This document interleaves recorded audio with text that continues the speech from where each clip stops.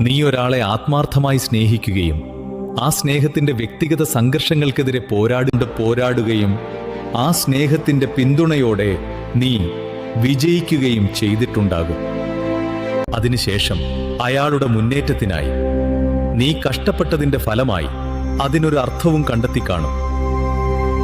എന്നാൽ നിലനിൽപ്പ് ഭേദമായപ്പോൾ ആ സ്നേഹത്തിന് മാനസിക വ്യതിയാനം സംഭവിച്ച് അതുവരെയും സ്വന്തം ജീവനും മാനാഭിമാനങ്ങളും നോക്കാതെ എന്തിനും കൂടെ നിന്ന നിന്നെ അയാൾ അവഗണിക്കുകയും ചെയ്തിട്ടുണ്ടാകും. അതിലൂടെ വൈകാരികമായി നീ നടത്തുന്ന പ്രതികരണങ്ങളൊക്കെയും തന്നോടുള്ള അമിതമായ സ്നേഹം കൊണ്ടാണെന്ന് അയാൾ തിരിച്ചറിഞ്ഞിട്ടും നിന്നെ പുച്ഛിച്ചുകൊണ്ട് പൂർണ്ണമായി ഒഴിവാക്കുകയും അത് നിന്നെ മാനസികവും ശാരീരികവുമായ തകർച്ചയിലേക്ക് എത്തിക്കുകയും ചെയ്തിട്ടുണ്ടാകും. അവിടം കൊണ്ട് നിന്റെ കഥ അവസാനിച്ചെന്ന് പോലും നീ കരുതിയിട്ടുണ്ടാകും.